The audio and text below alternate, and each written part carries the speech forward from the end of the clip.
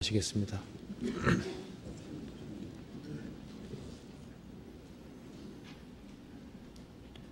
자비로우신 우리 아버지 하나님 감사합니다. 오늘 또 저희들을 한자리에 불러주시고 주님의 말씀을 배우며 이 세상 살아가는 가운데 또 주님이 주시는 힘과 지혜를 얻게 해주신 것을 감사합니다. 이 시간 주 성령께서 함께 해주시고 저희들의 마음을 열어주시고 주님의 말씀으로 저희를 새롭게 만들어 주옵소서. 이 험악한 세상에서 저희들을 지켜주시고 아무 죄악이 저희 마음을 주장치 아니할 수 있도록 도와주옵소서. 저희들은 너무나도 어리석고 연약하고 무지합니다.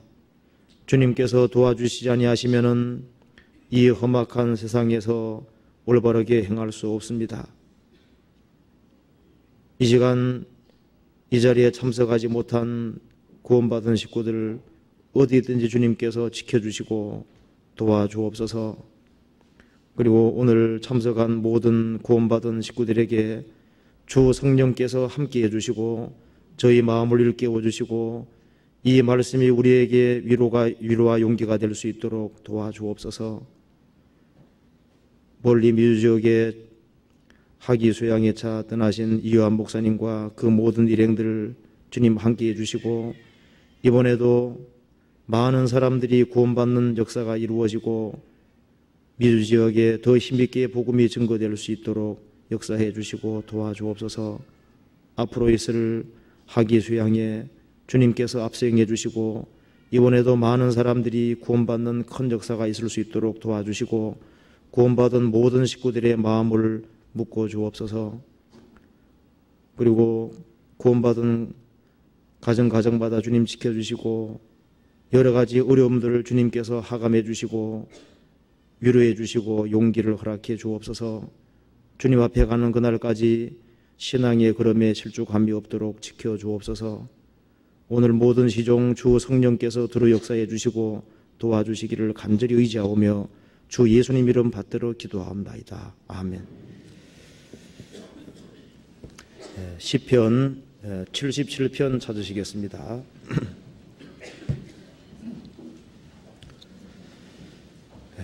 제가 1절부터 12절까지 읽어보겠습니다.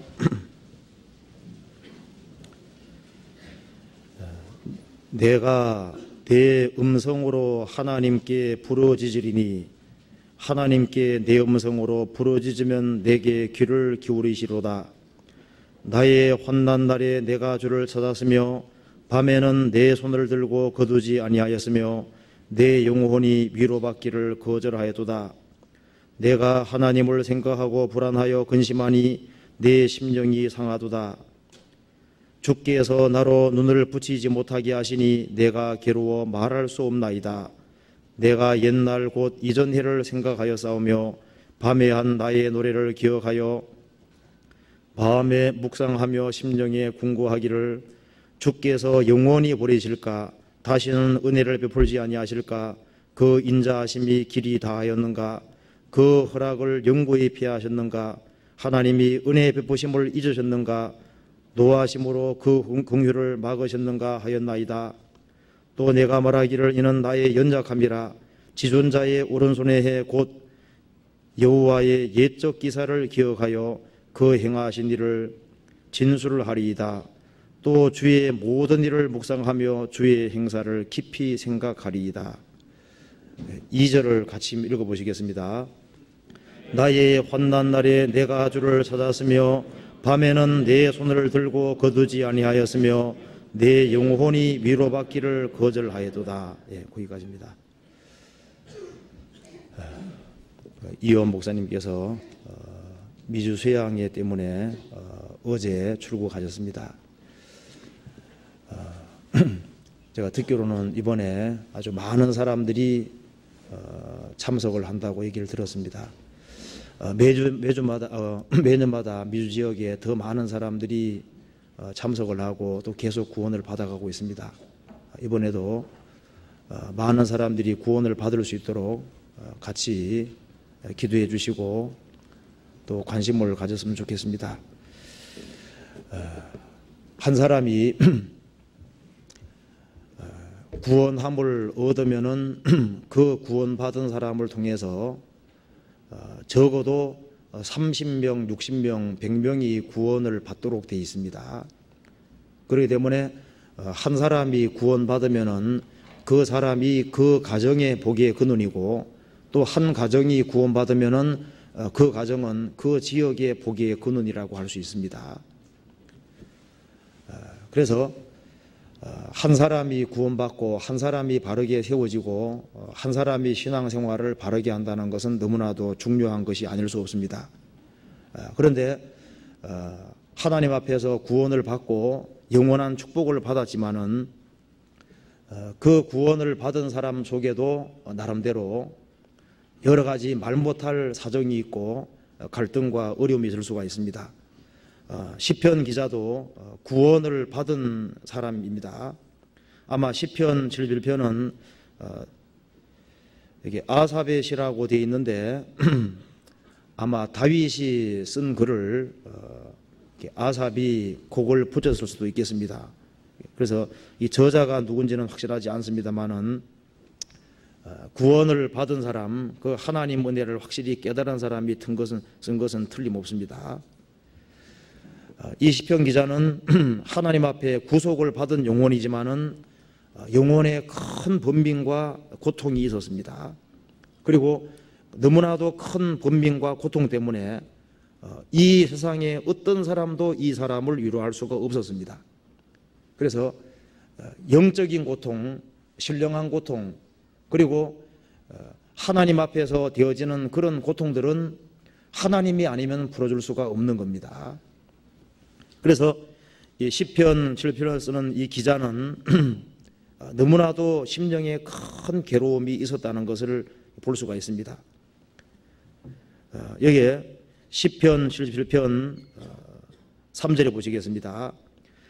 내가 하나님을 생각하고 불안하여 근심하니 내 심령이 상하도다. 주께서 나로 눈을 붙이지 못하게 하시니 내가 괴로워 말할 수 없나이다.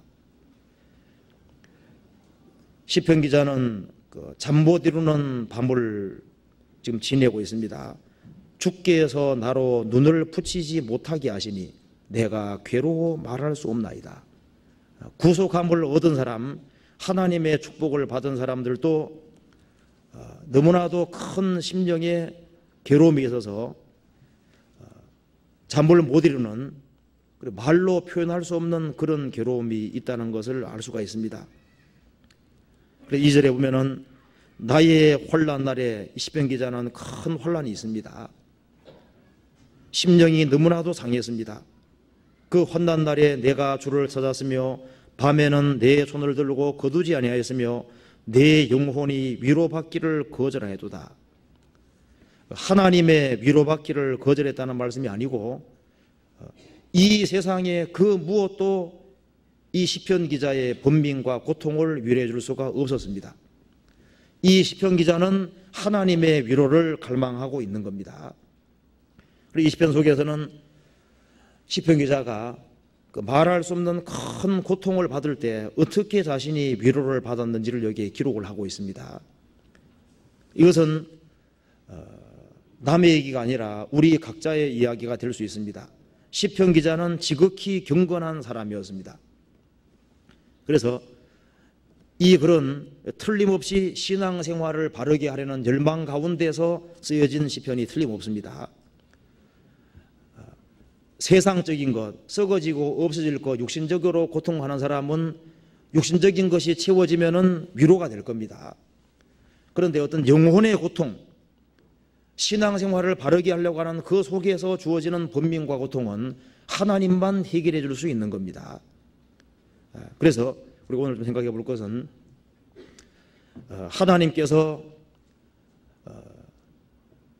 마음의 고통을 주시는 때가 있습니다.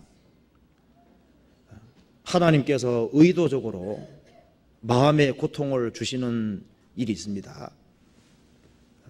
그걸 구원받지 아니한 사람과 관련해서도 주시는 경우가 있고요. 구원을 받은 사람에게 하나님께서 계획적으로 의도적으로 고통과 번민을 주시는 경우가 있습니다. 그리고 세상적인 고통과 근심 말고 하나님께서 주시는 마음의 번민과 고통에는 틀림없이 하나님의 섭리가 있고 하나님의 인자와 사랑이 있다는 사실을 알 수가 있습니다. 그리고 하나님께서 의도적으로 고통과 번민을 주셨다면 거기에는 틀림없이 이유가 있는 겁니다. 그리고 마음의 고통과 번민이 있을 때 어떻게 처신해야 되는지를 시편 기자가 밝혀주고 있습니다. 그래서 우리가 구원받고 살아가는 가운데 정말 잠을 이룰 수 없는 그런 고통과 괴로움이 있을 때 어떤 식으로 이것을 대해야 되고 어떻게 이것을 이런 상황에 어떻게 처신해야 될지 이것을 한번 소극적인 측면에서 적극적인 측면에서 살펴볼 필요가 있겠습니다. 그리고 하나님께서 시련과 고통과 그 마음에 아주 큰 번민과 갈등을 주실 때는 나중에 돌이켜보면 거기에는 중요한 내게 영적으로 신령한 어떤 축복이 주어지고 그게 하나님의 의도하심이 이루어졌다는 사실을 알 수가 있을 겁니다. 그래서 이런 모든 사실을 알 때 번민과 어떤 심령의 갈등과 고통 그런 것이 주어질 때 그런 것 때문에 자기 연면에 빠지지 아니하고 하나님께서 자신을 부르신 목적이 있는 겁니다. 그래서 이런 갈등과 번민이 오는 이유를 확실하게 안다면은 미리 안다면은 많은 혼란과 역경과 어려움 속에서 자기 신세를 어떤 한탄한다든가 자기 연면에 빠지지 아니하고 주님이 나를 부르신 목적이 무엇인지를 알고 그 목적을 위해서 열심히 살아갈 수 있을 겁니다.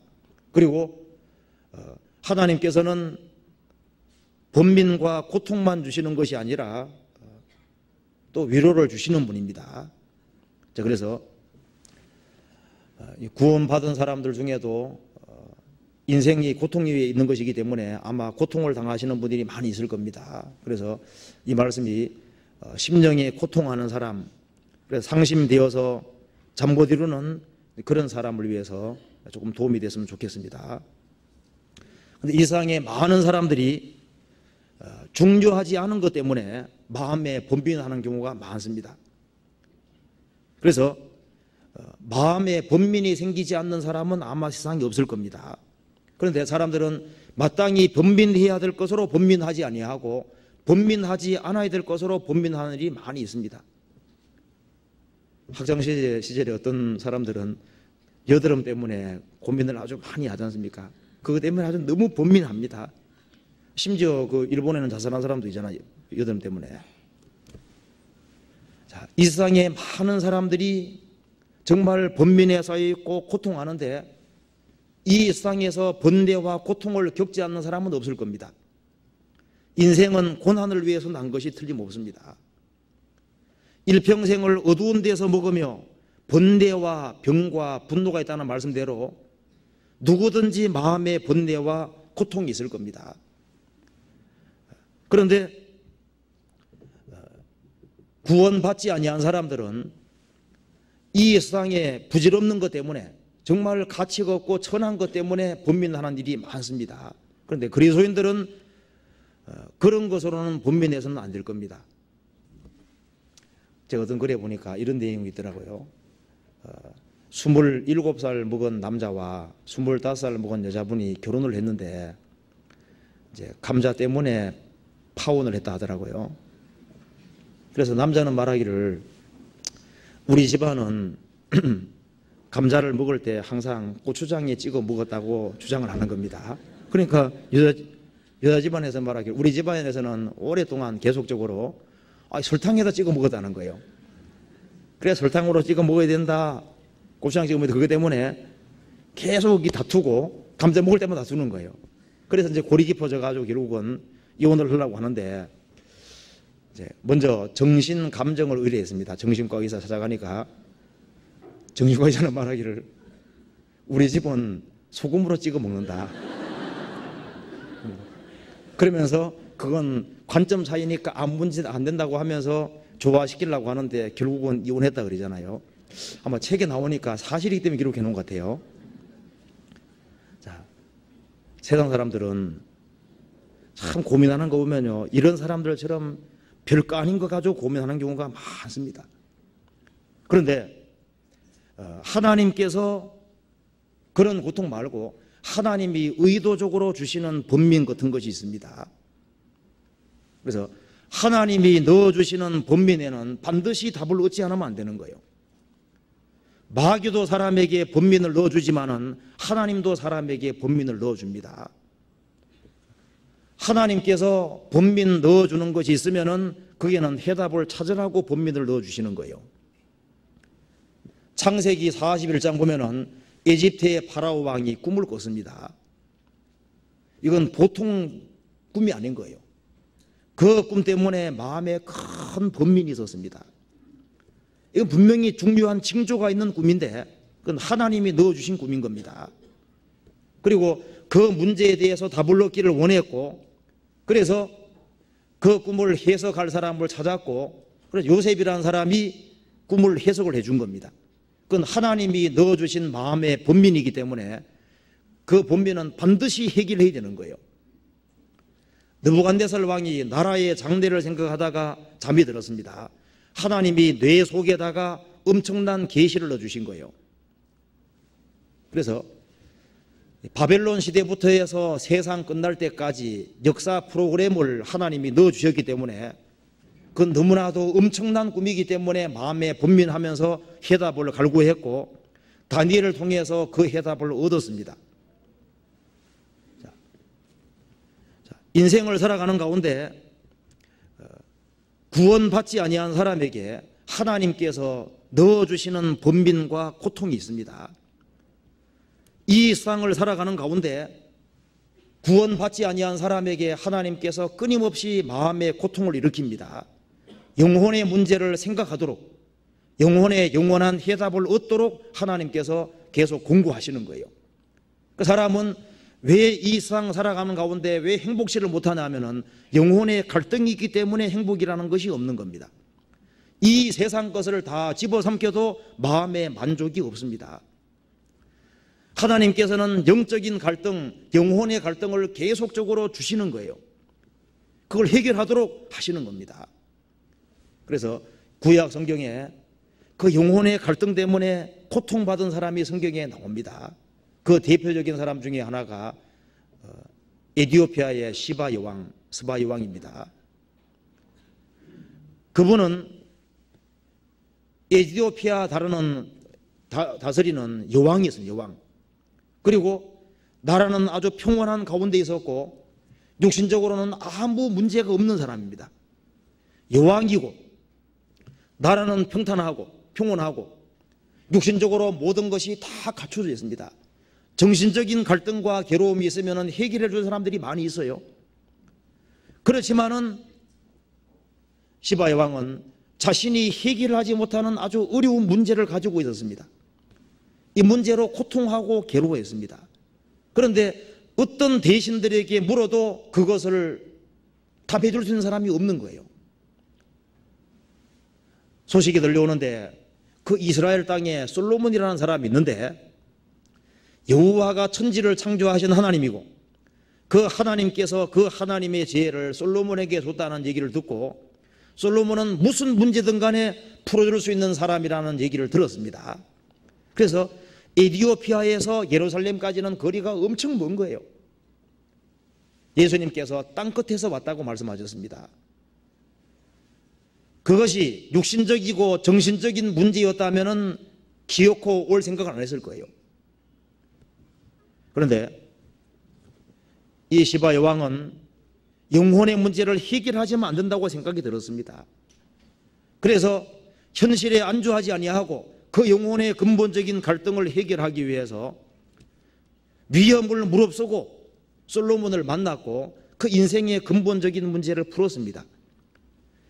그 여왕으로 하여금 그 풀 수 있는 마음을 계속적으로 누가 부추겼습니까? 하나님께서 그렇게 부추긴 겁니다. 성경 찾아봅시다. 열왕기상 10장 보시겠습니다.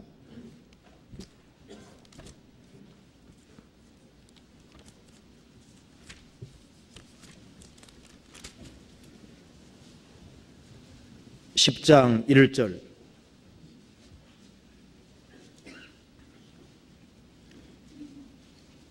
530페이지입니다. 스바 여왕이 여호와의 이름으로 말미암은 솔로몬의 명예를 듣고 와서 어려운 문제로 저를 시험코자 하여 예루살렘에 이르니 수원이 심이 많고 향품과 심이 많은 금과 보석을 약대에 실었더라. 저가 솔로몬에게 나와 자기 마음에 있는 것을 다 말하며 솔로몬이 그 묻는 말을 다 대답하였으니 왕이 음미하여 대답지 못한 것이 없었더라.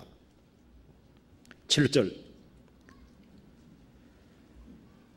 6절에 왕께 고하되 내가 내 나라에서 당신의 행위와 당신의 지혜에 대하여 들은 소문이 진실하도다. 내가 그 말들을 믿지 아니하였더니 이제 와서 목도한즉 내게 말한 것은 절반도 못되니 당신의 지혜와 복이 당신의 들은 소문에 지나도다. 복되도다 당신의 사람들이여, 복되도다 당신의 신복들이여, 항상 당신의 앞에서 당신의 지혜를 들음이로다.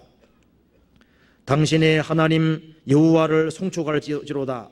여호와께서 당신을 기뻐하사 이스라엘을 위해 올리셨고 여호와께서 영영이 이스라엘을 사랑하심으로 당신을 세워 왕을 삼아 공과 의를 행하게 하셨도다 하고, 이에 저가 금 120달란트와 심이 많은 향품과 보석을 왕께 드렸으니 스바 여왕이 솔로몬 왕께 드린 것처럼 많은 향품이 다시 오지 아니하였더라. 여기에 스바 여왕이 올 때요, 많은 대신들을 데리고 수행원 많은 사람을 데리고 그 나라를 떠나서 이스라엘 땅에 왔습니다. 나라가 안정되지 않은 나라면은 그 많은 수행원을 이끌고 왕이 나라를 떠나겠습니까? 그러지 않습니다. 그러니까 에티오피아 나라는 아주 평온한, 이 당시에 아주 평온한 나라라는 걸 알 수 있습니다. 그리고 쿠데타의 어떤 위험이라든가 그런 것이 있었다면은 여왕은 떠날 생각을 안 했을 거예요. 분명히 이 당시에 시바 여왕은 나라는 안정이 돼 있고, 그리고 이 나라 자체는 큰 문제가 없었을 겁니다. 그리고 시바 여왕이 육신적인 문제가 있었다면은, 육신적인 어떤 갈등 때문이라면요, 그러면은 그것은 여왕이니까 항상 다 해결을 받을 수 있습니다. 여왕이 부족한 것이 뭐가 있겠어요, 육신적으로. 그리고 어떤 좋은 어떤 이론이라든가 사상이라면은 학자들에게 물어보면 되는 겁니다. 근데 이 여왕이 솔로몬을 만나는 거기에는 여기에 어려운 문제라는 것이 뭡니까? 자기 영혼의 문제입니다. 영혼의 문제. 영혼의 번민과 갈등이 있었거든요. 그 문제 때문에 현실을 박차고 많은 수행원을 데리고 왔는데, 수행원 데리고 올 때 과연 내 어려운 문제를 해결해 줄 수 있는 사람이 있다면은 그 사람이 믿는 하나님이 진짜라는 걸 아는 겁니다. 그렇다면은 내만 믿을 것이 아니라 에티오피아라는 나라에도 이 확실한 신앙을 심어야 된다고 생각했기 때문에 많은 수행원과 대신들을 끌고 갔던 거예요. 그렇게 해서 에티오피아라는 나라에 하나님을 믿는 신앙을 가지고 들어온 사람이 누굽니까? 이 여왕인 거예요. 그래서 이 여왕 때로부터 거의 1000년이 내려가서, 900 내지 1000년 내려가서 사도행전 8장에 보면은 에티오피아의 구스 네시가 간닥의 여왕, 간닥의 국고를 맡은 권세에 있는 네시가 예루살렘까지, 에티오피아 예루살렘까지 왕래하면서 하나님께 예배했다고 되어 있잖아요. 그러니까 이 여왕이 심었던 신앙이 에티오피아에 계속 내려갔던 겁니다. 그러니까 이 여왕은 자기 영원한 문제를 해결하려고 갔던 거예요. 예수님 말씀하시기를 솔로몬보다 더 큰 이가 여기 있느니라. 스바 여왕은 영혼 문제 해결하려고 그 멀리까지 솔로몬 왕까지 갔는데, 왕인들까지 갔는데 솔로몬보다 더 큰 이가 여기 있느니라. 솔로몬이 인생의 문제를 풀어줬다면 예수님은 인생의 문제를 더 풀어줄 수 있는 겁니다. 그래서 이 여왕에게 이 어려운 문제를 주님이 주시고 그 문제에 대해서 갈등하도록 만들어 주시고, 그렇게 한 것은 하나님이 일부러 그렇게 해주신 거예요. 우리가 구원받은 거기에도 이 세상 것으로 만족이 되지 아니하고 뭔가 마음에 자꾸 갈등이 올라왔을 겁니다. 인생의 회의가 생겼을 거예요. 하나님께서 번민이라는 것을 힘어줬을 겁니다. 그렇게 해서 영혼의 문제를 해결하셨을 겁니다. 히스기야 왕도 이스라엘을 통치하는 왕이었습니다. 정말 히스기야 왕은 그 옛날에 위대한 왕이었습니다. 그런데 하나님께서 말씀하시기를 이제 너는 유언을 남기라. 너가 죽고 살지 못할 거다. 히스기야 왕은 죽을 병에 들었습니다. 죽을 병에 들었을 때 영혼에 아주 심각한 갈등이 생긴 겁니다. 내가 죽으면 어떻게 될 거냐? 그 문제를 아주 심각하게 생각을 하고 그 고통 속에서 영혼의 문제를 해결을 받았습니다. 성경 찾아봅시다. 이사야 38장.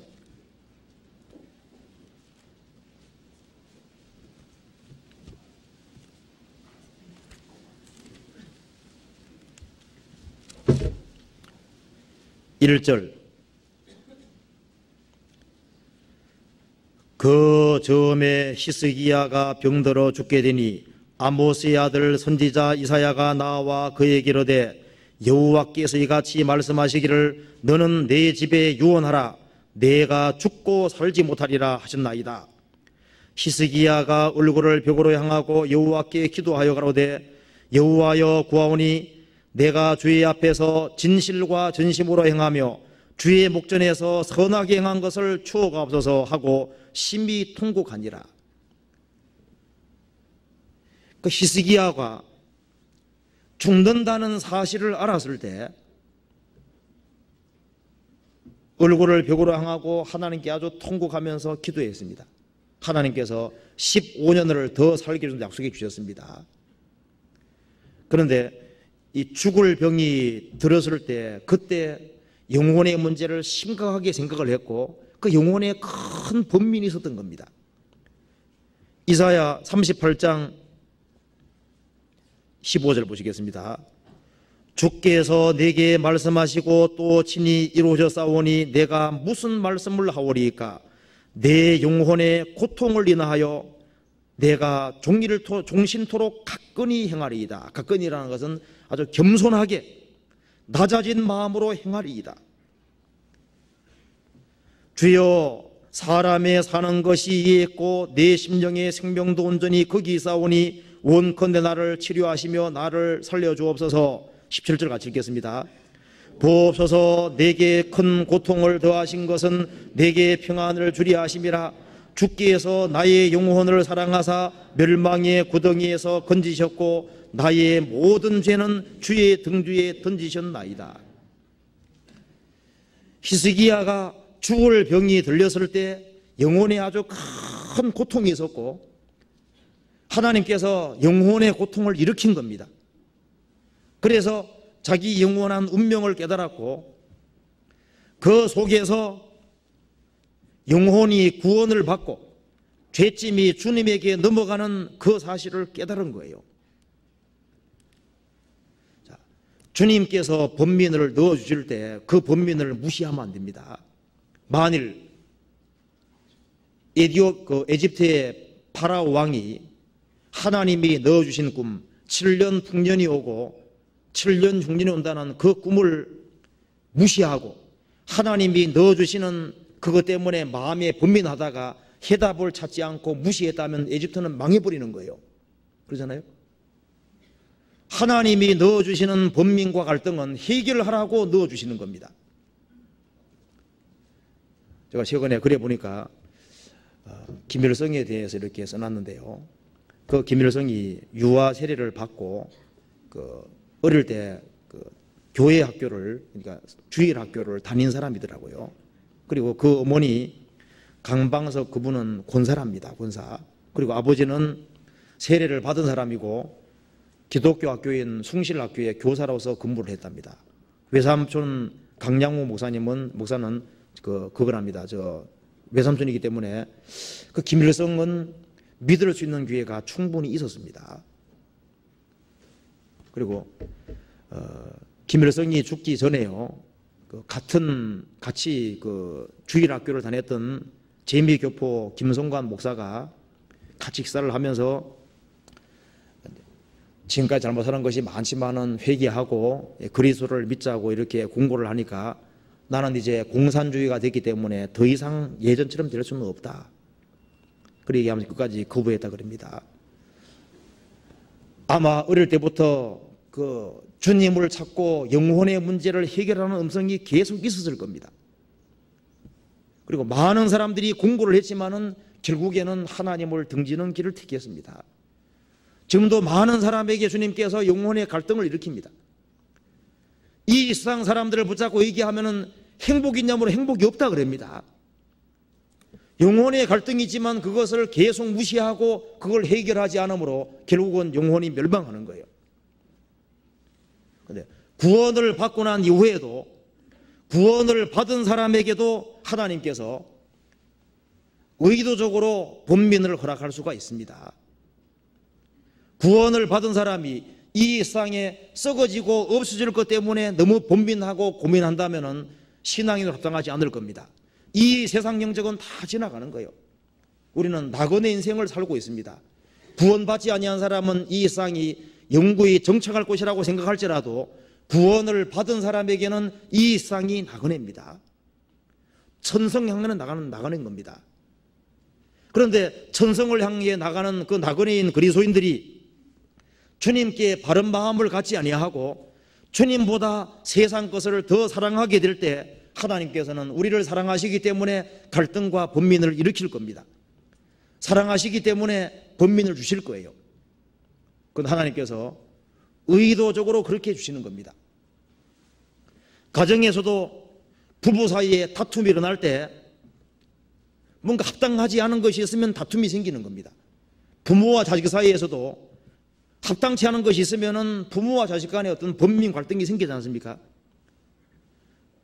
주님과 성도 사이에 주님께서 번민을 주시는 이유들이 많이 있는데 이스라엘 백성들이 하나님을 등지를 때 하나님께서 이스라엘 백성들의 마음에 많은 번민을 일으켰습니다. 하나님의 일꾼을 계속적으로 보내서 이스라엘 백성들의 마음을 격동시키고 마음을 번민케 만들었던 겁니다. 예레미야 2장 찾아보시겠습니다.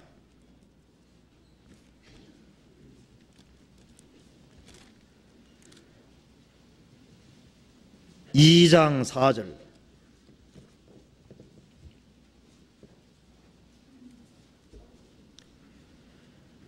야곱 집과 이스라엘 집 모든 가족아 나 여호와의 말을 들으라. 여호와가 말하노라 이같이 말하노라. 너희 열조가 내게서 무슨 불의함을 보았간데 나를 멀리하고 허탄한 것을 따라 헛되이 행하였느냐. 하나님 말씀하시기를 도대체 내게서 하나님에게서 무슨 잘못된 것을 보았간데 나를 멀리하고 허탄한 우상을 따라서 헛되이 행하였느냐.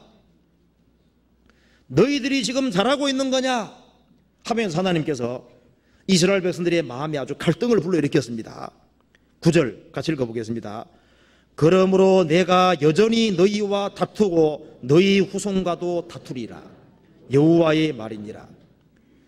이스라엘 백성들이 하나님을 등질 때 하나님께서 번민을 일으키고 하나님이 다투셨습니다. 왜? 사랑하기 때문에. 자녀가 곁길로 가면은 부모가 자녀와 다툽니다. 왜? 사랑하기 때문인 거예요. 이스라엘 백성들이 우상 숭배에 빠져들어갈 때 하나님께서 일꾼을 하나만 보는 게 아니죠. 일꾼을 계속적으로 보내서 이스라엘 백성들의 마음을 아주 번민케 만들었다고 되어 있습니다.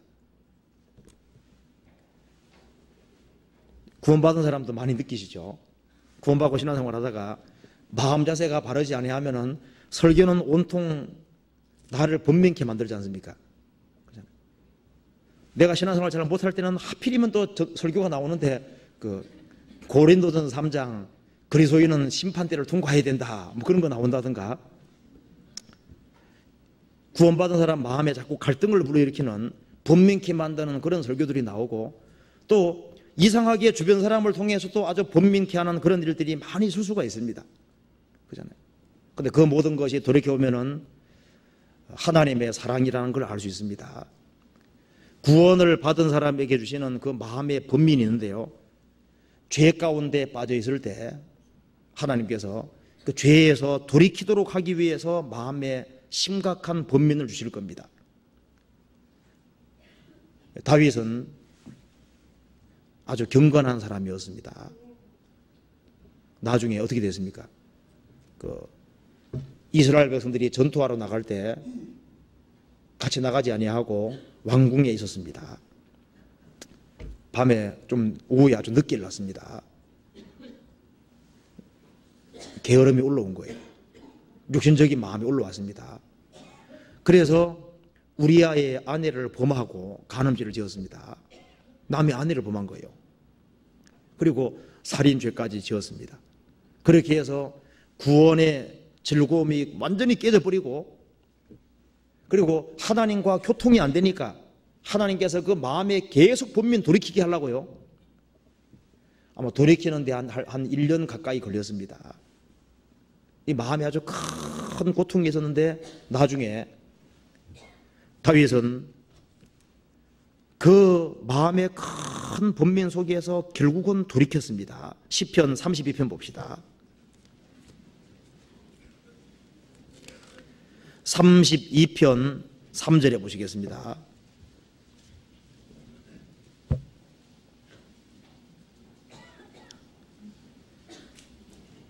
내가 토설치 아니할 때에 종리를 신음함으로 내 뼈가 쇠하였도다.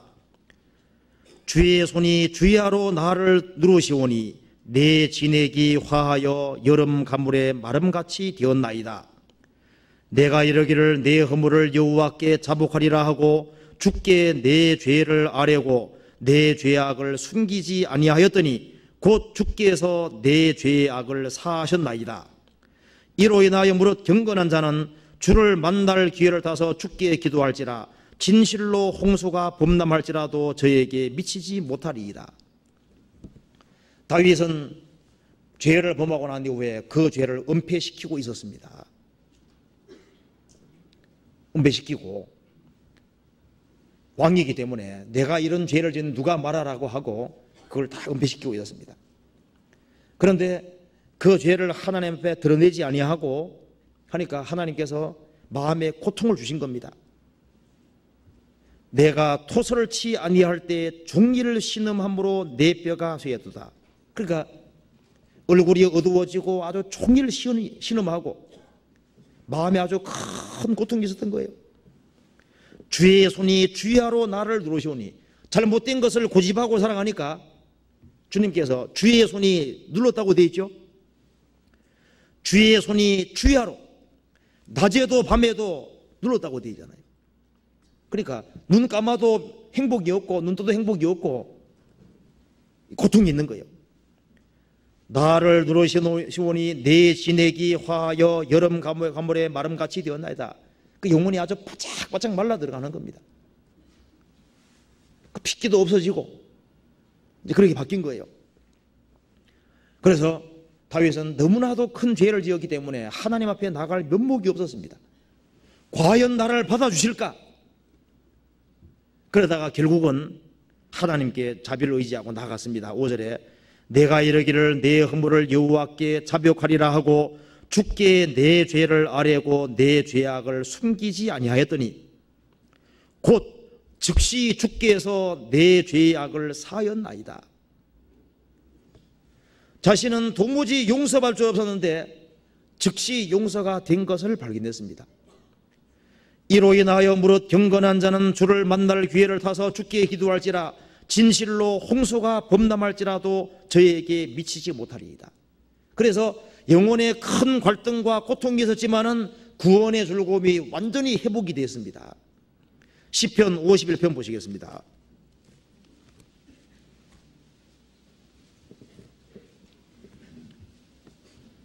12절. 주의 구원의 즐거움을 내게 회복시키시고 자원하는 심령을 주사 나를 붙들어서 그러하면 내가 범죄자에게 주의 도를 가르치리니 죄인들이 죽게 돌아오리이다. 주의 구원의 즐거움을 내게 회복시키시고 구원의 즐거움이 깨져버리기 때문에 자기의 죄를 감추고 있을 때에는 구원의 즐거움이 없었습니다. 그걸 솔직하게 인정하고 돌이켰을 때 구원의 즐거움이 회복됐고 자원하는 심령이 주어졌고 그리고 죄인들에게 주의 도를 가르칠 수 있었고 죄인들이 죽게 들어오는 역사가 있었습니다. 주께 해서 나를 괴롭게 하심은 성실하심으로 말미암습니다. 하나님께서 괴롭게 하신 이유는 성실하신 분이고 참으로 사랑하셨기 때문에 그렇게 하신 겁니다. 그런데 그리스도인들은 죄를 지어서 죄를 돌이키게 하기 위해서 주님께서 주야로 누르는 그런 것도 있지만은 그 외에 다른 중요한 목적으로 번민을 주시고 번뇌케 하시는 그런 일도 있습니다. 주님 번뇌케 하시는 거기에는 잠 못 이루는 그런 밤을 주시는 거기에는 우리가 상상 못하는 아주 중요한 계획이 있을 수가 있는 겁니다. 우리가 한나 경우 한번 찾아봅시다. 사무엘상 1장 봅시다. 사무엘상 1장 여기에 번민한 한 여자가 나옵니다.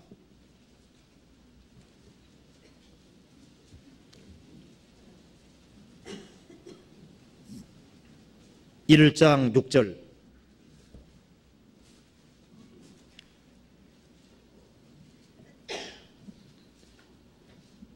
여호와께서 그로 성태치 못하게 하심으로 그 대적 분인나가 그를 심히 격동하여 변명케 하더라.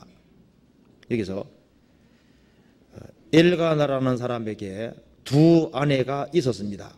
하나는 한나고 하나는 분인나였습니다. 근데 분인나는 자식이 있는데 한나가 없었습니다. 그런데 이 분인나가 대적이라고 되어 있는데 사탄처럼 대적했던 것 같아요. 그래서 분인나가 그를 6절에 말한 대로 심히 격동하여 분명케 하더라. 그냥 격동케 하는 것이 아니라 마음을 아주 완전히 긁었던 것 같습니다. 뭐 붙인 건 알 수가 없잖아요. 이렇게만 나와 있으니까. 그러니까 그를 심히 격동케 하여 분명케 하더라. 그런데 다윗 여기 한나는 경건한 여자이기 때문에 격동을 받으면서도 자기가 한바탕을 할 수 있는 여자지만 그렇게는 못하는 거예요. 이 한나는 하나님을 정말 두려워하는 여자라는 걸 알 수 있습니다. 그래서 여기 9절에 보시겠습니다. 그들이 실로에서 먹고 마신 후에 한나가 일어나니 때에 제사장 엘리는 여호와의 전 문설주 곁 그 의자에 앉았더라. 한나가 마음이 괴로워서 여호와께 기도하고 통곡하며 서원하여 가로되 만군의 여호와여 만일 주의 여종의 고통을 돌아보시고 나를 생각하시고 주의 여종을 잊지 아니하사 아들을 주시면 내가 그의 평생에 그를 여호와께 드리고 그 삭도를 그 머리에 대지 아니하겠나이다. 12절에 그가 여호와 앞에 오래 기도하는 동안에 오래 기도했습니다. 그리고 15절에 한나가 대답하여 가로되 나의 주여 그렇지 아니하니이다. 나는 마음이 슬픈 여자라. 포도주나 독주를 마신 것이 아니요 여호와 앞에 나의 심정을 통한 것뿐이오니. 이걸 보면은 한나는 마음에 아주 심한 격동을 항상 수시로 받았고요. 그러지만은 하나님께 계속 기도했습니다. 그래서 10절에 말한 대로 마음이 괴로워서 하나님께 통곡했다고 되어 있죠. 그리고 나는 마음이 슬픈 여자라. 한나는 참 이해할 수가 없었습니다. 분인나 보다가 자기가 분명히 더 경건한데 분인나는 만사가 잘 되고 자기는 만사가 불통이고, 분인나는 자식을 잘 낳는데 자기는 자식이 하나도 없다 그 말입니다. 어떻게 해서 이럴 수가 있냐, 이럴 수가. 자식도 못 낳는 주제에 하면서 이제 계속적으로 분민께 했을 거 아니에요. 마음이 아주 큰 고통이 있었습니다. 이 고통은 누가 허락하신 겁니까? 하나님이 한나에게 허락하신 고통인 겁니다. 그래서 한나는 더 기도할 수 있었고, 하나님께 더 매달릴 수 있었고, 한나는 하나님의 말씀과 약속을 믿었습니다. 나중에 한나는 사무엘이라는 그 자녀를 허락을 받았습니다. 사무엘만큼 위대한 사사가 어디 있습니까? 그래서 그 하나님의 축복을 나중에 받았을 때 한나는 이렇게 얘기를 했습니다. 2장 1절에 한나가 기도하여 가로되 내 마음이 여호와를 인하여 즐거워하며 내 뿔이 여호와를 인하여 높이 높아졌으며 내 입이 내 원수들을 향하여 크게 일렀으니 이는 내가 주의 구원을 기뻐함이니이다. 여호와와 같이 거룩하신 이가 없으시니 이는 주밖에 다른 이가 없고 우리 하나님과 같은 반석도 없으심이니이다. 3절 같이 읽어보겠습니다. 심히 교만한 말을 다시 하지 말 것이며 오만한 말을 너희 입에서 내지 말지어다. 여호와는 지식의 하나님이시라 행동을 달아보시느니라. 이 한나의 신앙 고백이거든요. 자, 여호와만 유일한 반석이시다. 그리고 심히 교만한 말을 다시 하지 말 것이며 오만한 말을 너희 입에서 내지 말지어다. 여호와는 지식의 하나님이시라. 하나님은 다 아신 분이시다. 내 고통받는 것도 아셨고 분인나가 격동케 하는 것도 알았고 하나님은 내 모든 사정을 다 아신 하나님이다. 그리고 축복을 주시려고 행동을 달아보시는 분이고 정말 주님께 의지했을 때 하나님께서 달아보시고 믿음이 확실할 때 축복해 주시는 분이라는 것을 아는 겁니다. 여호와는 지식의 하나님이시라 그 행동을 달아보시느니라. 그래서 한나에게 하나님께서 번민을 주신 이유가 뭐예요? 하나님께 더 의지하도록 하기 위해서, 더 큰 축복을 위해서 하나님께서 일부러 번민을 주신 겁니다. 우리가 알고 있는 그 욥, 자녀가 10명이 있었습니다. 그 당대의 가장 큰 재산가였습니다. 그런데 10명 자녀가 다 죽었어요. 자기 평생 벌은 재산이 하루아침에 다 날아가 버렸습니다. 머리부터 발끝까지 병이 들었습니다. 그리고 아내는 하나님 욕하고 죽으라고 하고 자기 가까운 사람들이 욥을 다 등졌습니다. 이 욥의 마음속에 너무나도 큰 갈등과 번민이 있었는데 그걸 누가 허락하신 겁니까? 그건 하나님께서 일부러 허락을 하신 거예요. 미워서가 아니라 중요한 뜻이 있기 때문에 고통을 허락해 주신 겁니다. 욥기 3장 보시겠습니다. 3장 20절에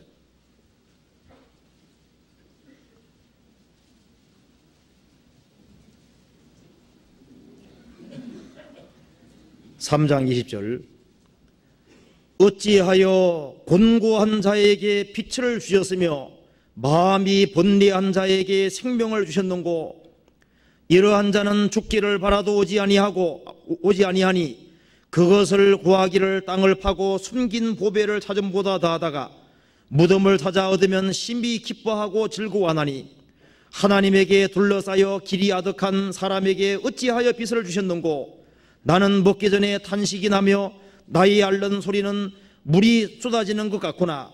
나의 두려워하는 그것이 내게 임하고 나의 무서워하는 그것이 내 몸에 쳤구나. 평강도 없고 안원도 없고 안식도 없고 고난만 임하였구나. 여기에 욥은 이렇게 말했습니다. 어찌하여 곤고한 자에게 얼마나 큰 고통이 있습니까? 빛을 주셨으며 마음이 번뇌한 자에게 생명을 주셨는고, 너무 고통스러우니까 빨리 죽기를 바라도 이러한 자는 죽기를 바라도 오지 아니하니. 그래서 23절에 하나님에게 둘러싸여 길이 아득한 사람에게 어찌하여 빛을 주셨는고. 병이 너무 심하기 때문에요, 나는 먹기 전에 탄식이 나며 나의 앓는 소리는 물이 쏟아지는 것 같구나. 평강도 없고 안원도 없고 안식도 없고 고난만 임하였구나. 왜 이걸 주님이 허락하셨습니까? 미워해서가 아닙니다. 욥기 6장 보시겠습니다. 1절에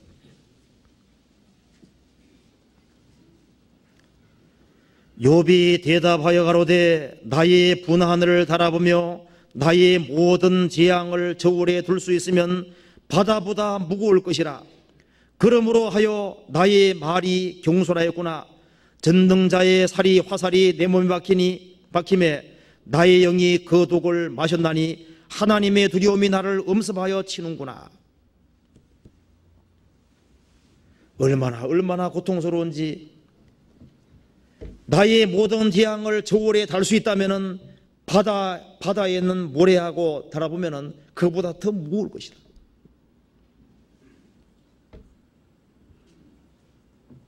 (8절에) 하나님이 나의 구하는 것을 얻게 하시며 나의 사모하는 것 주시기를 내가 원하노니 이는 곧 나를 멸하시기를 기뻐하사 그 손을 들어 나를 끊으실 것이라.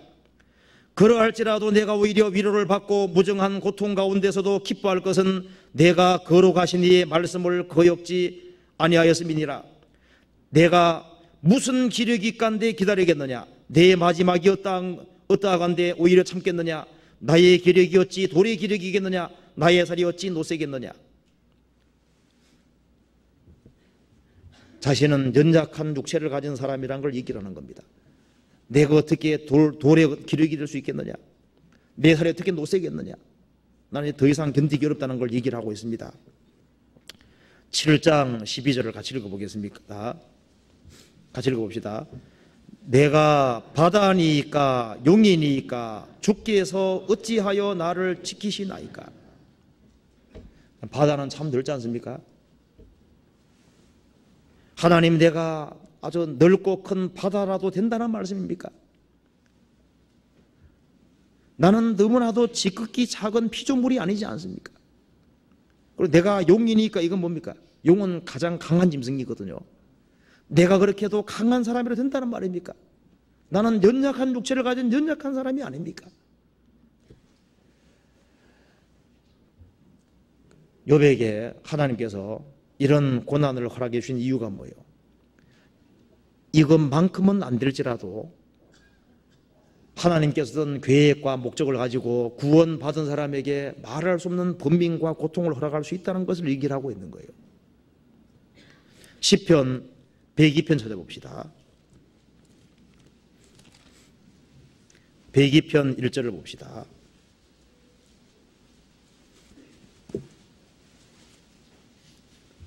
(1절에)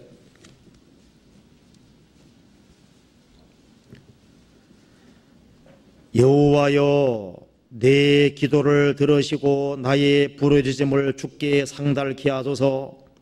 나의 괴로운 날에 주의 얼굴을 내게 숨기지 마소서. 주의 귀를 기울이사 내가 부르짖는 날에 속히 내게 응답하소서. 대저 내 날이 연기같이 소멸하며 내 뼈가 냉과리같이 탔나이다. 냉과리는 덜 구워져서 연기와 냄새나는 숯을 가리키는 겁니다. 탔나이다. 내가 음식 먹기도 잊었으므로 내 마음이 풀같이 수선하여 싸우며 나의 탄식 소리를 나여 나의 살이 뼈에 붙었나이다. 나는 광야의 당아새 같고 황폐한 곳에 부엉이같이 되어 싸우며 내가 밤을 새우니 지붕 위에 위로운 참새 같으니이다. 내 원수들이 종리를 나를 회방하며 나를 대하여 미칠 듯이 날개치는 자들이 나를 가리켜 맹세하나이다. 나는 죄를 양식같이 먹으며 나의 마심에는 눈물이 섞여 싸우니 이는 주의 분과 노를 인함이라 죽기 위해서 나를 드셨다가 던지셨나이다. 아마 이 내용은 이스라엘 민족이 바벨론 포로 잡혀가서 고통 속에 있을 때 어떤 시편 기자가 쓴 겁니다. 이국 땅에서 너무나도 많은 괴롭힘을 당하는 가운데 말할 수 없는 그 고통과 괴로움이 있었습니다. 광자에 당하사 같고 황폐한 곳에 부엉이 같고 내가 밤을 세우니, 7절에 말하면 내가 밤을 세우니 지붕 위에 외로운 참새 같으니이다. 죄를 양식같이 먹고 나의 마심에는 눈물이 섞였다. 이런 것이 왜 여기에 기록되어 있습니까? 경건한 성도에게 이런 일이 있을 수 있기 때문입니다. 그리고 어떤 때에는요, 주님께서 어떤 목적이 있기 때문에 그리스도인들을 광야로 내몰아서 아주 홀로 고독하게 할 수도 있습니다. 아주 가장 외롭게 홀로 있도록 할 때도 있습니다. 야곱은 장자의 축복을 받았습니다. 축복을 받자마자 어떻게 했습니까? 하나님께서 광야로 내모른 거예요. 그래서 하란으로 가는 길에 돌베개를 베고 그리고 아무도 없이 혼자 그 쓸쓸한 광야에서 혼자 잠을 자는 그런 홀로 있는 그런 위치에, 가장 고독하고 쓸쓸한 위치에 두셨습니다. 근데 그것이 하나님의 저주가 아니고 축복이었습니다. 야복강 가에서도 자기의 짐승들을 처가살이 20년 끝난 이후에 자기들의 자녀와 그 짐승들을 다 데리고 오다가 이제 자기 형 에서가 맞으러 나오니까 짐승들을 다 보내고 자기의 자식을 다 보내고 난 이후에 야복강가에서 어떻게 됐습니까? 홀로 천사와 씨름했습니다. 그래서 야곱이 돌베개 베고 잔 그것은 하나님의 축복받고 하는 이유 주셨지 않습니까? 왜 이런 걸 주셨냐면은 이유가 있는 거예요. 하나님께서 야곱에게도 홀로 있는 이런 때를 주셨거든요. 한번 찾아봅시다. 창세기 28장 보세요.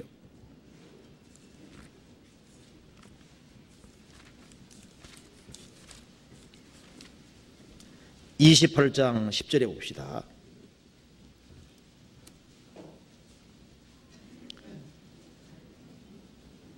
야곱이 28장 10절 야곱이 브엘세바에서 떠나 하란으로 향하여 가더니 한 곳에 이르러는 해가 진지라 거기에서 유숙하려고 그곳에 한 돌을 취하며 베개하고 거기 누워 자더니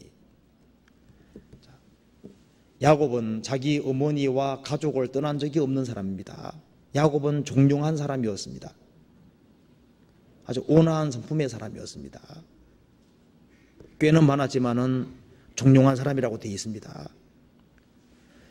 그런데 하나님의 장자 축복을 받고 난 이후에 에서가 죽이려고 하니까 할 수 없이 하란으로 가야 되는 겁니다.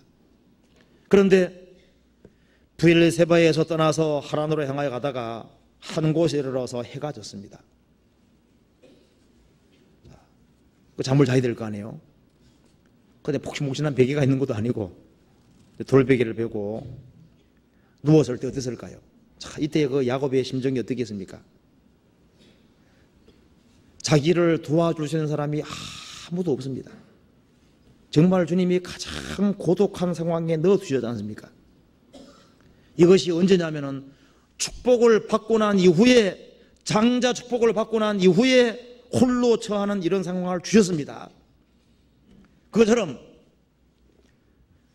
한 사람이 구원의 축복을 받고 나면은 하나님께서 어떤 경우에는 홀로 처하는 이런 상황을 줄 수도 있는 거예요. 모든 사람이 자기를 다 버린 것처럼 보이고 홀로 있는 상황, 이런 상황을 주님이 일부러 엮어주시기도 합니다. 그런데 홀로 있을 때 하나님이 자신 가까이 있다는 사실을 아주 확실히 깨달은 거예요. 우리 언제 주님이 가장 가까이 계시다는 걸 느끼냐 하면은 내가 가장 외롭게 됐을 때, 홀로 됐을 때, 그때 하나님이 함께 하신다는 것을 알 수가 있는 겁니다. 12절에 꿈에 본 적 사닥다리가 땅 위에 섰는데 그 꼭대기가 하늘에 닿았고, 또 본 적 하나님의 사자가 그 위에서 오르락내리락 하고, 또 본 적 여호와께서 그 위에 서서 가라사대 나는 여호와니 너희 조부 아브라함의 하나님이요 이삭의 하나님이라. 너 누운 땅을 내가 너와 내 자손에게 주리니 내 자손이 땅에 티끌같이 되어서 동서남북에 편만할지며 땅의 모든 족속이 너와 내 자손을 인하여 복을 얻으리라. 그 다음 같이 읽어보겠습니다.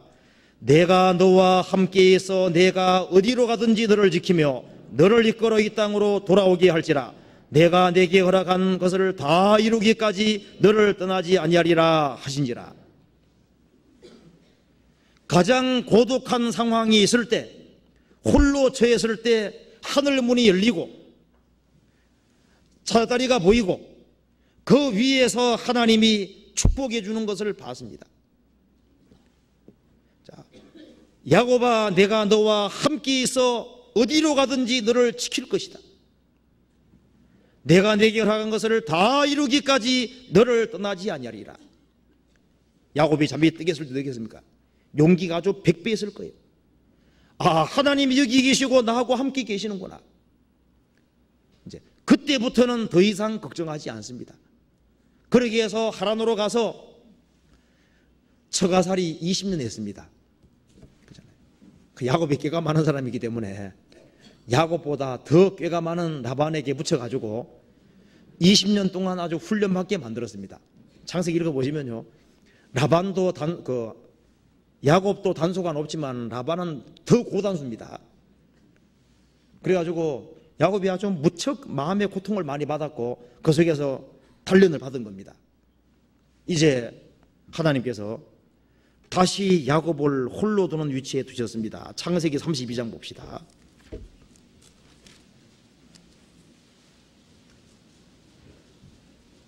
23절.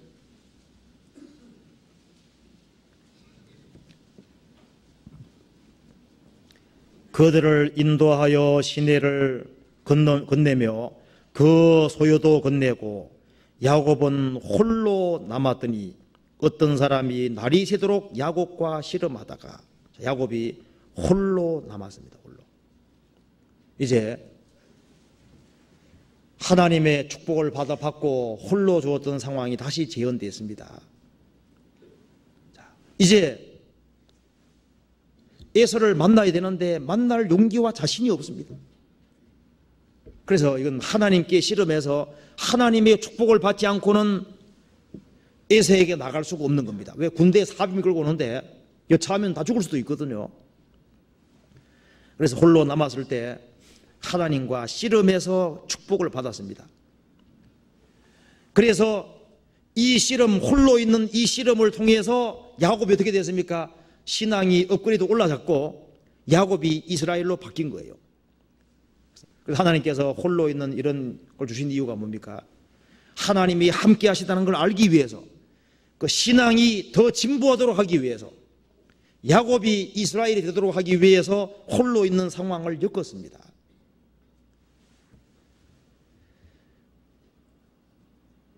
홀로 있는 일은 언제든지 있을 수 있습니다. 요셉도 13년 동안 홀로 있었습니다. 아버지와 어머니 그리고 아버지와 그 집안 식구들, 형들 그걸 다 떠나가지고 팔려서 에집트에 들어가서 13년 동안 고독에 처했습니다. 아마 여기 계신 분 중에서도 아주 가장 외로운 상태에 있는 사람이 있을 수 있습니다. 남의 나라에 들어가서 홀로 13년 동안 처했다고 생각해 봐요. 얼마나 많은 고통과 괴로움이 있었겠습니까?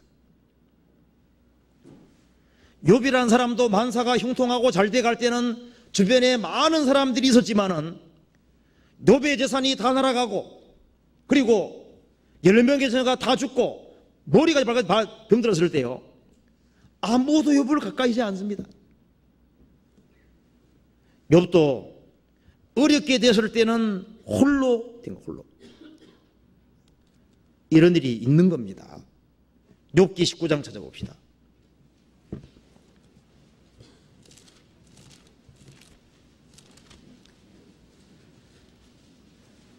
욥기 19장 23절 보시겠습니다.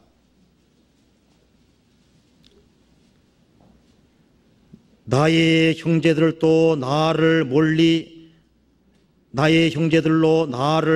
떠나게 하시니 나를 아는 모든 사람이 내게 외인이 되었구나. 내 친척은 나를 버리며 가까운 친구는 나를 잊었구나. 내 집에 우거한 자와 내 계집종들은 나를 외인으로 여기니 내가 그들 앞에서 타국 사람이 되었구나. 내가 내 종을 불러도 대답지 아니하니 내 입으로 그에게 청하여야겠구나. 내 숨을 내 아내가 싫어하며 내 동포들도 혐오하노라 하는구나. 어린 아이들이라도 나를 업신여기고 내가 일어나면 나를 조롱하는구나. 나의 가까운 친구들이 나를 미워하며 나의 사랑하는 사람들이 돌이켜 나의 대적이 되었구나. 내 피부와 살이 뼈에 붙었고 남은 것은 겨우 이꺼풀 뿐이로구나. 나의 친구야, 너희는 나를 불쌍히 여기라. 나를 불쌍히 여기라. 하나님의 손이 나를 치셨구나. 너희가 어찌하여 하나님처럼 나를 핍박하느냐. 내 살을 먹고도 부족하냐. 이거 보면은 욥이 어떤 상황입니까? 모든 사람이 욥을 다 멀리하고 가장 고독한 상황이 지속이 되는 거예요. 그런데요, 홀로 처할수록 어떻게 되는 겁니까? 주님이 안 버리시기 때문에 그때일수록 용기를 가져야 됩니다. 그래요. 고독할수록, 홀로 처할수록, 모든 사람이 버릴수록 그때는 주님이 훨씬 더 안 버리시는 거예요.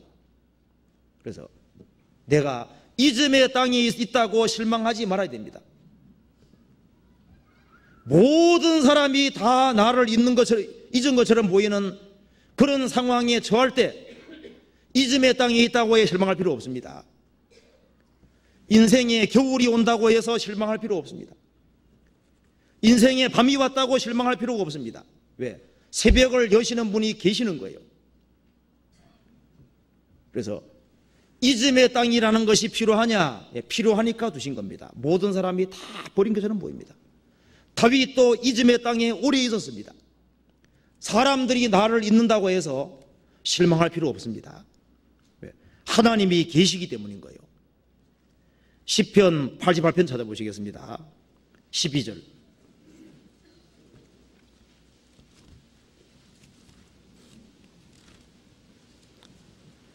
같이 읽어보겠습니다. 같이 읽어봅시다. 흑암 중에서 주의 기사와 이즘의 땅에서 주의 의를 알 수 있으리이까. 이 시편 기자도 흑암 중에 있고 이즘의 땅에 있습니다. 내 인생에서 이즘의 땅이 필요한 겁니까? 모든 사람이 나를 잊고 내가 홀로 고독하게 처하는 이런 상황이 정말 필요한 겁니까? 그것이 유익한 겁니다. 그래서 주님께서 그리스도인들이 죄를 짓지 않았을지라도 하나님의 어떤 특별한 목적과 계획이기 때문에 마음의 어떤 갈등과 번민이 되는 상황을 얼마든지 일으킬 수 있습니다. 그때일수록 처신을 잘하는 것이 필요할 겁니다. 왜? 마음에 특별히 번민이 있을 때, 고통이 있을 때 마귀가 틈타기가 좋을 때거든요. 마음의 갈등과 번민이 있을 때 신앙의 퇴복을 하지 않도록 주의해야 됩니다. 그래서 마음의 갈등과 고통과 번민과 잠 못 이루는 그런 밤이 있을 때일수록 훨씬 더 조심해서 마귀에게 충동받아서 육신적으로 행하지 않도록 조심해야 될 겁니다. 그 아일랜드에 어떤 복싱 선수 한 사람이요, 예수님을 믿고 이제 설교하는 사람이 됐습니다. 전도하러 가서 이제 캠프를 쳤습니다. 텐트를 치고 천막을 치고 있는데요. 한 불량배 두 사람이 와서 괴롭히는 거예요. 그러면서 이곳에 치지 말라고 하면서 이제 뺨을 한 대 꽝 치는 겁니다. 그 사람이요. 한쪽 갖다 대는 말 예전에 있지 않습니까? 한쪽 때리면 한쪽 갖다 대야 되지 않습니까? 그래서 한쪽 딱 갖다 댑니다. 그래서 또 때리는 거예요. 자, 그 다음에 이 사람이요. 손을 딱 걷습니다. 예수님은 오른편 뺨 대면 왼편 대라는 그까지만 얘기하고 그 이상은 얘기 안 했다. 그렇게 해가지고 그냥 그대로 그냥 그 말이 아니지 않습니까? 자, 난 더 이상 못 참아. 그래야만 안 되고 내가 고통과 번민이 있을 때 그때 부추김 받아서 마귀에게 충동받아서 시험에 빠지지 않도록 주의해야 될 겁니다. 그리고 이 마음의 갈등과 번민 같은 게 있을 때 뭘 생각해야 되냐면은 하나님의 아들인 나에게 하나님이 이렇게 아주 심각한 갈등과 번민 같은 게 생기게 해주고 이토록 큰 어려움을 허락해 주신다면은 하나님의 아들이 아닌 지옥 갈 사람, 멸망받을 사람에게 얼마나 더 큰 고통이 있느냐, 그것을 생각할 필요가 있습니다. 보라, 의인이라도 세상에서 보응을 받겠거든 하물며 악인과 죄인이리요. 하나님의 아들인 사람에게도 주님께서 잘못 살아갈 때 징계도 주시고, 그리고 바르게 행함에도 불구하고 어떤 계획 때문에 너무나도 큰 고통과 어려움도 허락하신다면 하나님을 등지고 사는 그 사람들의 영원한 운명을 생각하고 오히려 영혼을 조물주에게 부탁이 될 겁니다. 베드로전서 4장 보시겠습니다.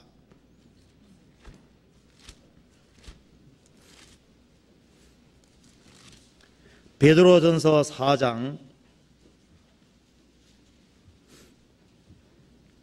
17절.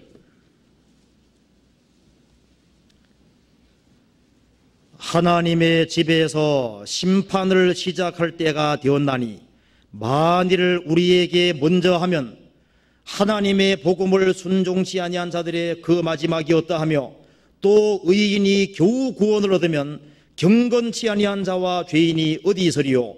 그러므로 하나님의 뜻대로 고난을 받는 자들은 또한 선을 행하는 가운데 그 영혼을 믿보신 조물주께 부탁할지어다. 이 말씀은 네로 황제의 그 박해를 앞두고 쓴 겁니다. 이제 베드로는 압니다.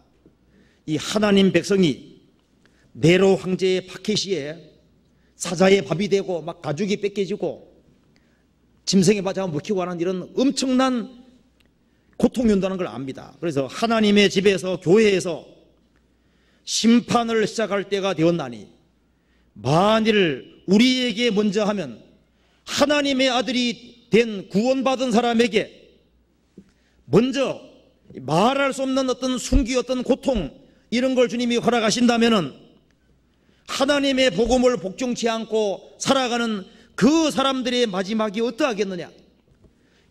의인이 겨우 오른단 말은 영혼이 구원함을 얻은 사람이 천국 갈 때까지 많은 혼란과 어려움을 겪고 주님 앞에 서는 겁니다. 그런다면은 경건치 아니한 자와 죄인이 어디 서리요. 그러므로 하나님의 뜻대로 고난을 받는 자들은 또한 선을 행하는 가운데 그 영혼을 믿보신 조물주께 부탁할지어다.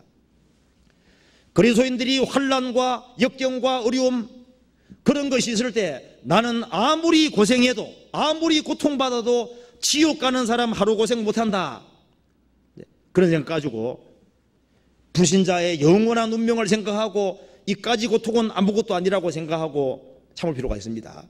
그리고 마음에 큰 고통과 번민이 일어날 때일수록 입을 다무는 것이 필요합니다. 그리고 참고 기다리는 걸 우리가 배워야 됩니다. 시편 37편 보시겠습니다.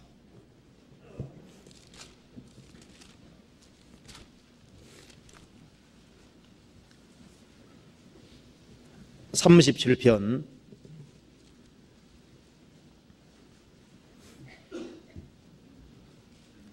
7절. 여호와 앞에 잠잠하고 참아 기다리라. 자기 길이 형통하며 악한 길을 이루는 자를 인하여 불평하여 말지어다. 분을 거치고 노를 버리라. 불평하여 말라. 행하게 치우칠 뿐이니라. 여호와 앞에서 잠잠하고 참아 기다리라. 어떤 사람은 기다리면서 불평합니다. 그러면 안 됩니다. 잠잠하고 입 다물고 참아 기다리라. 하나님의 길이 아닌 자기 길이 잘 돼가고 악한 꾀인데도 불구하고 이루는 자를 내서 불평하지 마라. 그리고 우리는 어떻게 해야 되냐면은 3절에서부터 5절까지 같이 읽어보겠습니다. 여호와를 의뢰하여 선을 행하라. 땅에 거하여 그의 성실로 식물을 삼을지어다. 또 여호와를 기뻐하라. 저가 내 마음의 소원을 이루어 주시리로다. 너의 길을 여호와께 맡기라. 저를 의지하면 저가 이루시고. 예, 됐습니다. 하나님께 의지하고 내 주어진 위치에서 성실하게 살아가는 거예요. 그리고 여호와를 기뻐하라. 하나님을 기뻐하라. 저가 내 마음의 소원을 이루어 주시리로다. 너희 길을 인생을 하나님께 맡기라는 거. 맡기고 하나님 이루어 주실 때니까 맡기고 불평하지 말고 자기 일을 묵묵히 하라 그랬습니다. 그리고 마음에 번민이 있을 때 시편 7편 다시 찾아봅시다. 시편 7편 다시 봅시다. 여기에 시편 기자가 어떻게 자기를 위로했는지를 봅시다.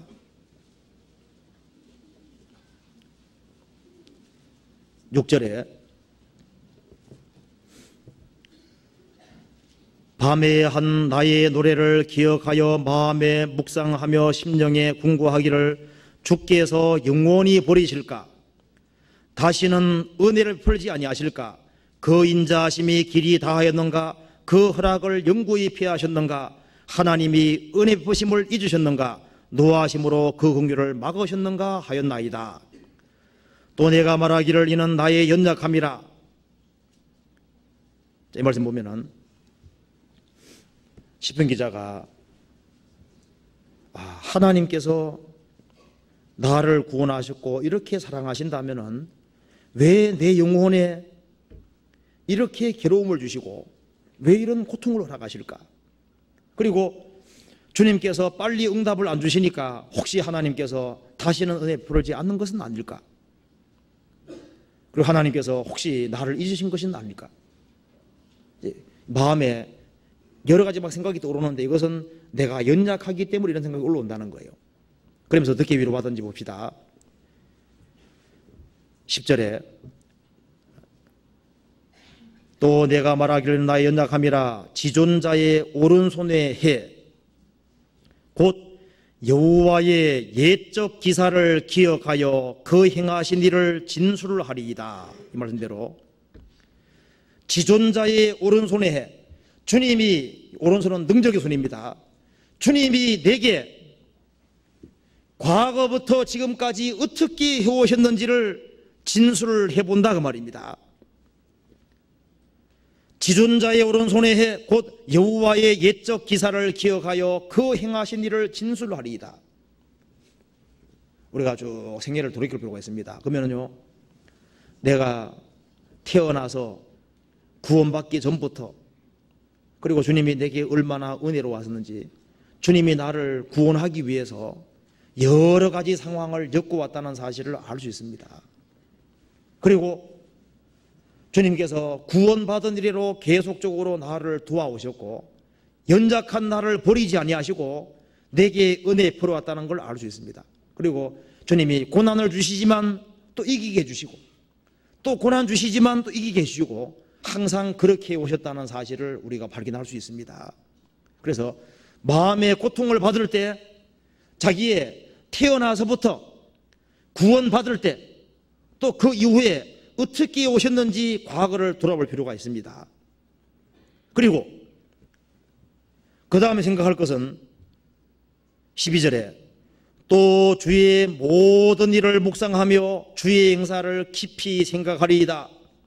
하나님이여 주의 도는 극히 거룩하오니 하나님과 같은 큰 신이 누구오니까? 시편 기자는 자기가 태어나서 지금까지 주님께서 세우신 것을 묵상하고 진술해보고, 그리고 이스라엘 역사 속에서 하나님이 얼마나 큰 일을 해왔는지를 쭉 생각해 보는데, 이 뒤의 내용이 출애굽 사건입니다. 이스라엘 민족이 고통을 받을 때 하나님이 모세를 보내서 이스라엘 민족을 건져내시고 홍해바다를 통과케 하시고 광야 통과케 하시고 가나안 땅 들어가는 그 모든 과정을 쭉 봤을 때 이 하나님이 자기의 하나님이라는 사실을 알고 하나님이 사람을 섭리해 가시는 것을 아주 깊이 묵상을 했습니다. 우리는 예수님의 탄생과 생애와 십자가의 죽으심과 부활하심, 그것을 묵상할 필요가 있습니다. 주님은 내가 고통받는 것보다 더 큰 고통을 받았습니다. 그리고 믿음의 선진들이 어떻게 고통받았는지를 생각해 볼 필요가 있습니다. 앞서간 믿음의 선진 중에서 마음에 고난이 없었던 사람이 누가 있겠습니까? 고통은 다 있었던 거예요. 그리고 마음의 번민과 고통이 있을 때 하나님과 하나님의 하신 일을 생각하는 동시에 이 자연부를 볼 필요도 있습니다. 주님께서 참새에 대한 얘기 하시죠. 참새 한 마리도 하나님의 허락하심 없이는 안 떨어진다 그랬습니다.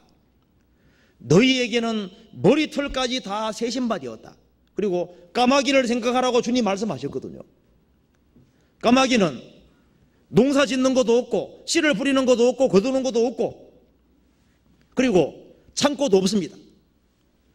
그날 먹이십니다. 하물며 너희일까 보냐. 그리고 들의 백합화가 어떻게 자라는가 생각해봐라. 솔로몬의 모든 입은 것으로도 이 꽃 하나만 같이 못하였느니라. 하물며 너희일까 보냐. 먹을 것과 입을 것 이런 걸 염려하지 마라 그 말입니다. 주님께서 다 하신다고 말씀하셨습니다. 그리고 이런 새들을 또 주님이 다 기르시고 이 바다 속에 있는 모든 우주도 하나님 기르시고 계신데, 하물며 하나님께서 구원받은 사람을 하나님이 버리시겠느냐, 내게 계획이 없겠느냐, 그걸 생각하고 용기를 느낄 필요가 있습니다. 그리고 마음에 어려움이 있을수록 하나님을 더 바라보는 것이 필요합니다. 하나님 바라보면은 그 하나님이 인생의 해답인 거예요. 이사야 40장 찾아보시겠습니다.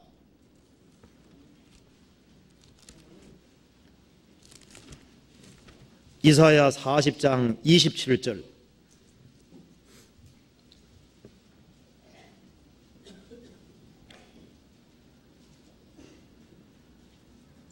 야곱아, 내가 어찌하여 말하며 이스라엘아, 내가 어찌하여 이르기를 내 사정은 여호와께 숨겨졌으며 원통한 것은 내 하나님에게서 수리하심을 받지 못한다 하느냐.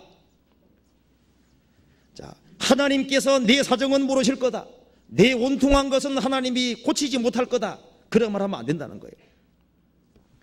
28절에 너는 알지 못하였느냐, 듣지 못하였느냐, 영원하신 하나님 여호와 땅끝까지 창조하신 자는 피곤치 아니하시며 곤비치 아니하시며 명철이 한이 없으시며 피곤한 자에게는 능력을 주시며 무능한 자에게는 힘을 더하시나니 소년이라도 피곤하며 곤비하며 장정이라도 넘어지며 자빠지되. 그 다음 같이 읽겠습니다.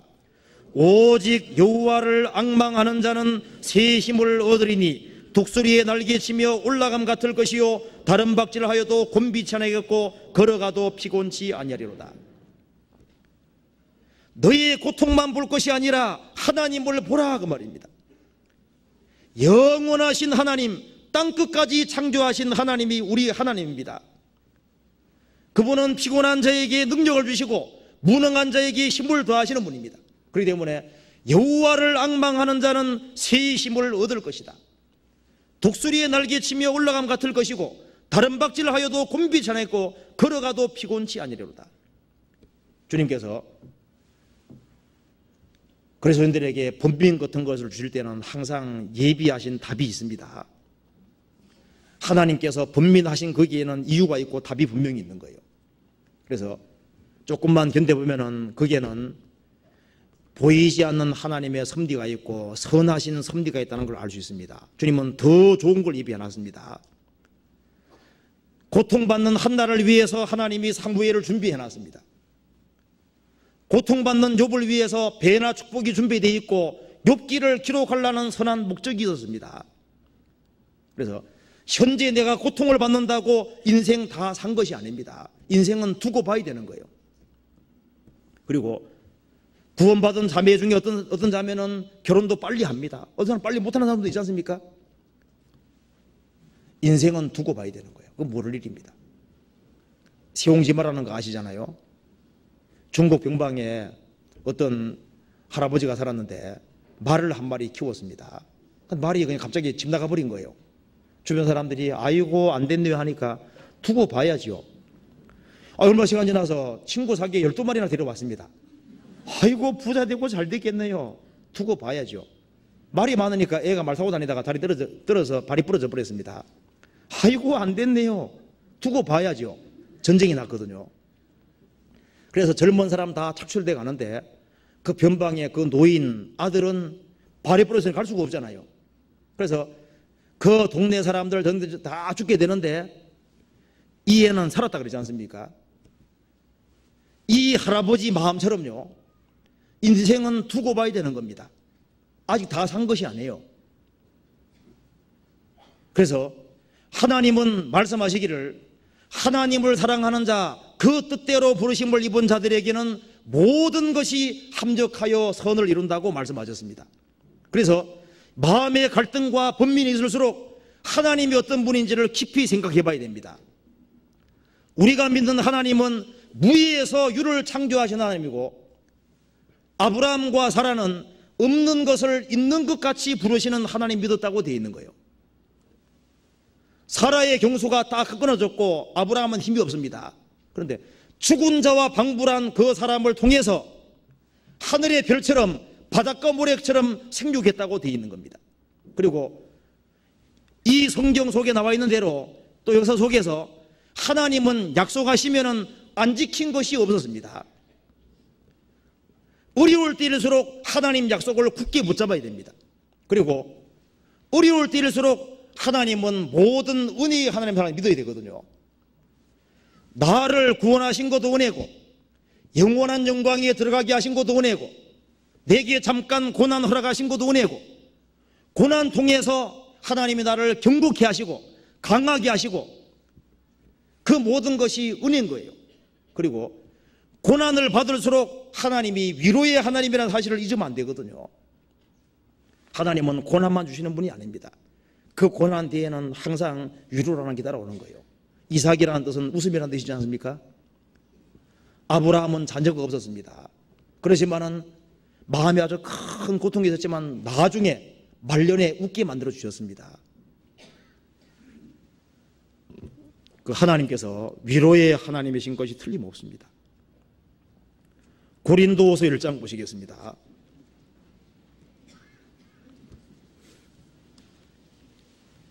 고린도후서 1장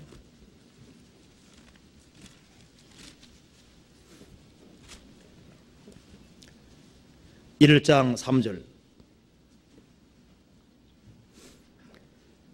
찬송하리로다. 그는 우리 주 예수 그리스도의 하나님이시요 자비의 아버지시요 모든 위로의 하나님이시며 우리의 모든 환난 중의 소리를 위로하사 우리로 하여금 하나님께 받는 위로로서 모든 환난 중에 있는 자들을 능히 위로하게 하시는 이시로다. 성경의 하나님은 약속의 하나님이시고 모든 은혜의 하나님이시고 모든 위로의 하나님이십니다. 하나님께서는 고난받은 이상으로 위로를 주시는 분인 거예요. 그래서 우리가 돌이켜봤을 때 하나님께서 내게 어떤 번민과 잠 못 이루는 밤을 주셨을 때 돌이켜보면 어떤 결과가 주어지는지 알지 않습니까? 어떤 심적인 큰 고통을 통과하면은 그만큼 내 생각이 깊어지고 넓어졌다는 걸 알 수 있습니다. 이 애들이 생각이 깊어요? 나이 많이 드신 분들이 생각이 깊습니까? 나이를 많이 잡수다는 건 말이 뭐예요? 그만큼 고통하고 마음에 많은 고심이 있었고 많은 고통과 어려움을 겪었다는 증거입니다. 그렇기 때문에 노인에게 지혜 있다고 말하지 않습니까? 하나님께서는 하나님의 지혜를 부여해 주기 위해서 심령에 큰 갈등과 고통을 주시는 겁니다. 그렇게 해야만 그 사람의 신앙이 깊어지고, 그리고 생각도 깊어지고, 사람의 생각이 없다면 그 사람도 그러하다고 되어 있습니다. 그리고 고통과 번민과 잠못 이루는 이런 어려움이 주어질 때 하나님을 깨달을 수 있고 성경이 깨달아지는 거예요. 주님 은혜가 깨달아집니다. 그리고 그 속에서 하나님의 위로를 경험할 수 있고 하나님의 사랑과 하나님의 계획을 알 수 있는 겁니다. 그리고 우리에게 어떤 고통과 어려움이 없다면 우리가 다른 사람의 위로자가 될 수 없을 거예요. 아마 구원받은 사람 중에 병 중에 큰 고통이 있는 사람이 있을 수도 있습니다. 그런데 그 병 중의 고통을 잘 극복하면은 그 사람이 다른 병든 사람을 위로할 수 있게 되는 거예요. 내가 사업에 실패했는데 그 실패를 딛고 그것을 잘 극복하면은 다른 실패한 그 사람들을 또 도와줄 수 있고 안위해 줄 수 있는 겁니다. 주님이 내게 가난을 겪게 하신다면 이유가 있을 거예요. 그 속에서 다른 가난한 사람을 볼 수 있게 해주고 또 그런 사람과 대화할 수 있게 해주고 그런 사람에게 용기 갖도록 또 만들어줄 수 있는 겁니다. 그래서 이 고통이라는 것은 필요한 겁니다. 그것이 있어야만 육신의 껍질이 깨지고 더 신앙이 온전해질 수 있을 겁니다. 주님은 선한 목적을 가지고 그렇게 하는 거예요. 그리고 우리 손님들은 고난을 받을 때일수록 이런 생각이 됩니다. 내가 아무리 고통을 받아도 길어봤자 7, 80년이다. 너무 길죠? 영혼에 비해서는 너무 짧은 겁니다. 그런데 그렇게 그런 마음가짐 살면은 고통을 이렇게 길게 주시는 것이 아닙니다. 시간 지나면 주님이 회복하게 해주시는 거예요. 옛날에 이스라엘 땅에 두루 다니시던 그 하나님이 지금도 여기 다니고 계시거든요. 그래서 간절한 마음이 있는 사람이 주님을 만났던 것처럼 지금도 주님께서 두루 역사하시기 때문에 주님이 내게 역사만 해주시면은 내 마음에 얼마든지 용기 갖게 할 수도 있습니다. 엘리야가 마음에 어떤 큰 고통이 있어가지고 동굴에 숨어 있었지 않습니까? 근데 하나님께서 엘리야를 부르시면서 그 앞을 지나가실 때 어떻게 됐습니까? 지나가실 때 마음이 아주 용기백배하고 신앙이 완전히 회복이 되었습니다. 그래서 주님은 고난만 주시는 것이 아니라 그걸 이길 수 있는 힘도 주시는 거예요. 자, 그렇기 때문에 구원받은 사람에게 주님이 고난 주실 때는 선하신 뜻과 계획과 섭리가 있는 것이 사실이라면은 내가 현재 고통과 어려움을 받는다고 할지라도 그것 때문에 자기 연면에 빠지지 말고 주님이 나를 왜 부르셨느냐 그 목적을 알고 그 목적을 따라 살아가는 것이 필요할 겁니다. 주님께서 우리를 부르신 목적을 성경에 크게 세 가지로 말하고 있습니다. 한번 찾아봅시다. 베드로전서 2장.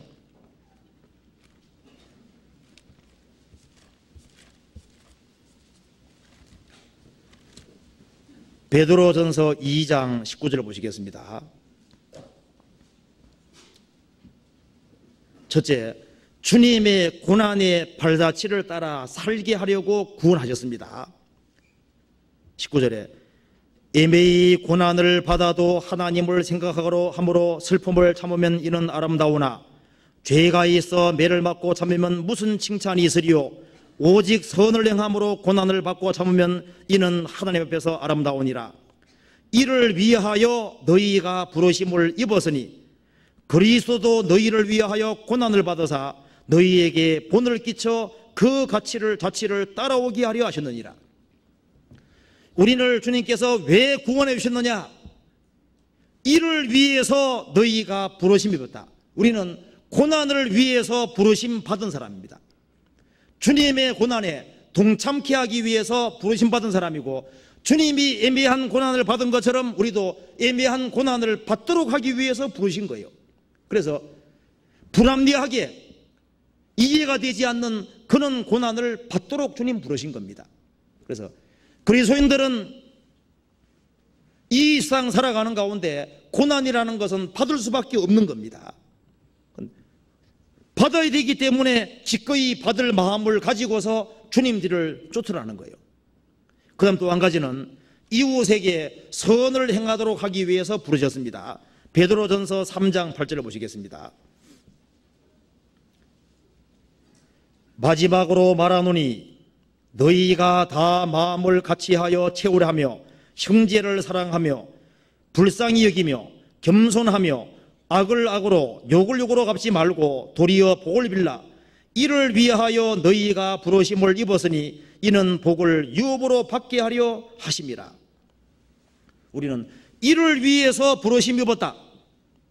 우리가 형제를 사랑하고 불쌍히 여기고 겸손하고 악을 악으로 욕을 욕으로 갚지 아니하고 도리어 복을 빌기 위해서 우리는 형제 자매들을 세우고 이웃에게 선을 행하도록 하기 위해서 부르심 입었다 그 말입니다.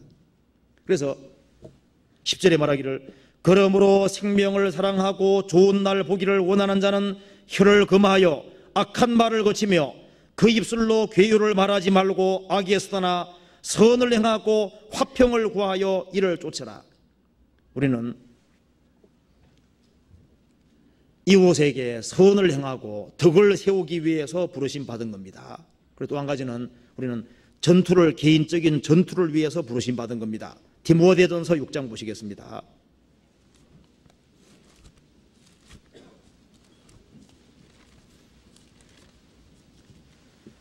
6장 11절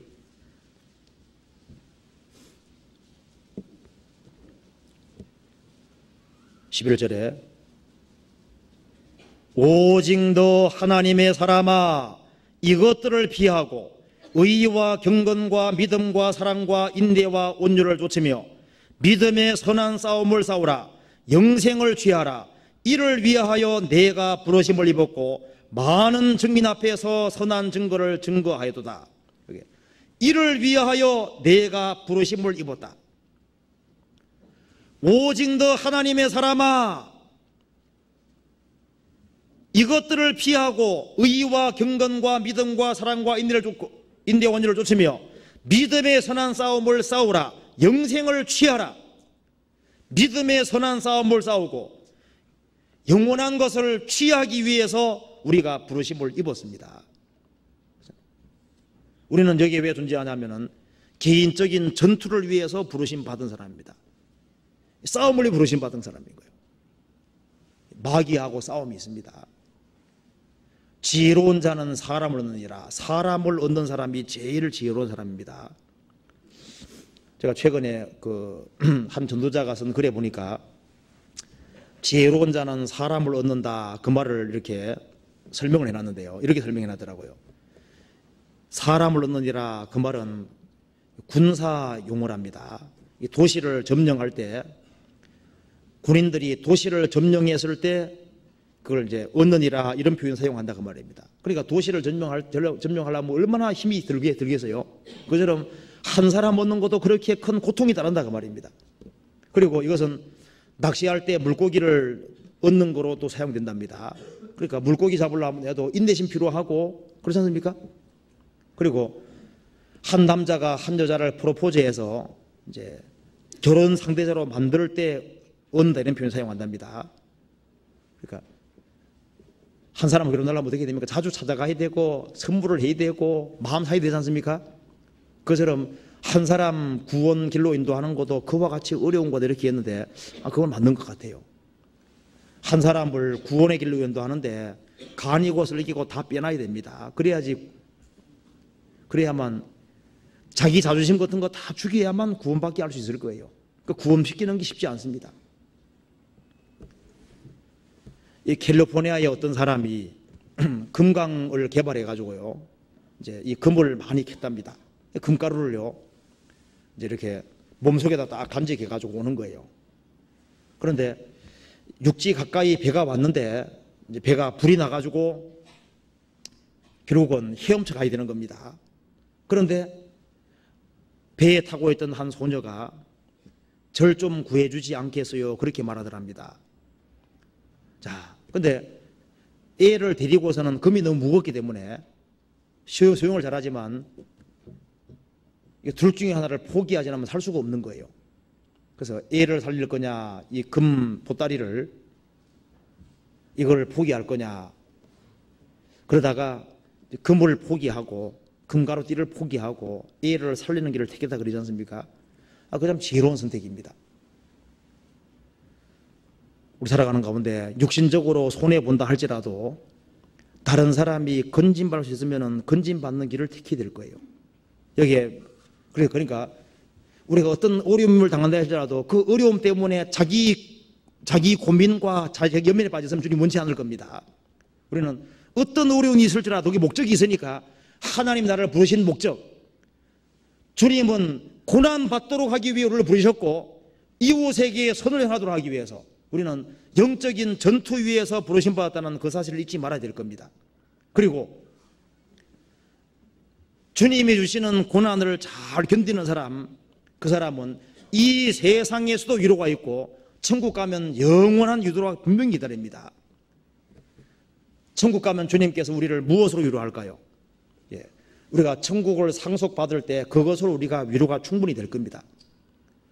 내가 세상에서 눈물을 많이 흘렸다고 할지라도 주님 앞에 섰을 때 주님이 내 눈물을 다 씻겨주시면 그것으로 충분한 위로와 보상이 될 거예요.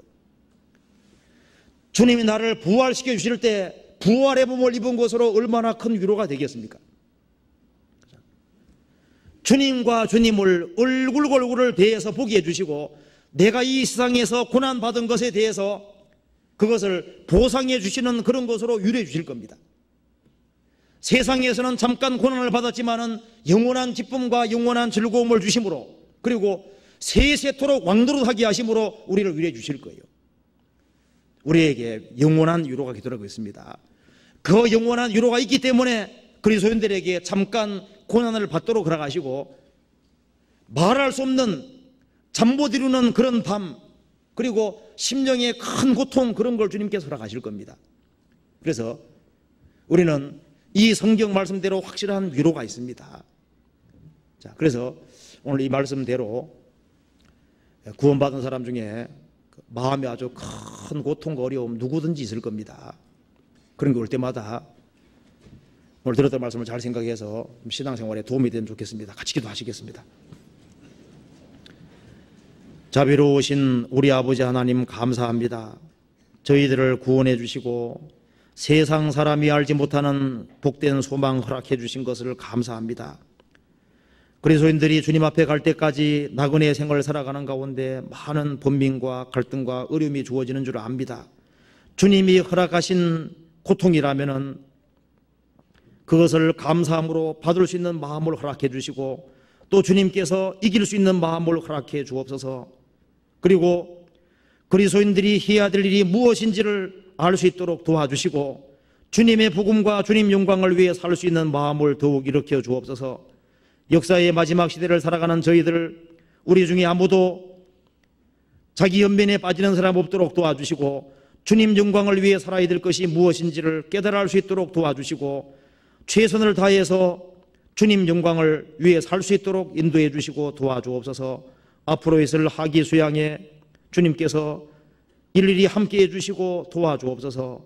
그리고 멀리 미주 지역의 수양에도 주님 도와주셔서 많은 사람들이 구원받는 역사가 있도록 도와주시고 구원받은 많은 식구들 병중에 고통하는 사람 어려움 당하는 분들이 있습니다. 주님께서 일일이 기억해 주시고 병중에서 일으켜 주시고 도와주옵소서. 주 예수님 이름 받들어 기도하옵나이다. 아멘. 찬송 같이 부르시겠습니다. 395장입니다.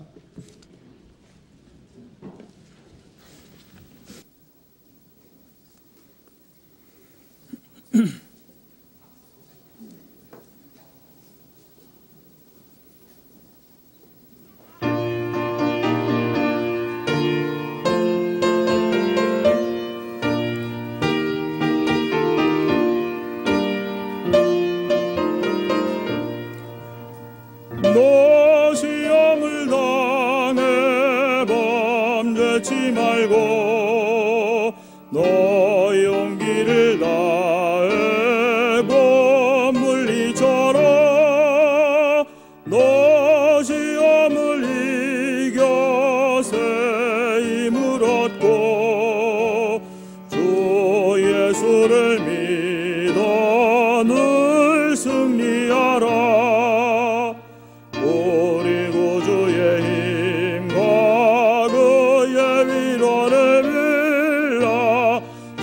주님 내 편에 서서 항상 도시리. 내 진로를 삼가 잘 선택하고 논행을 삼가 늘 조심하라. 너 열심을 다해 늘 충성하고 온 정성을 다해 주 봉사하라. 우리 구주의 힘과 그의 위로를 빌라. 주님 내 편에 서서 항상 도시리.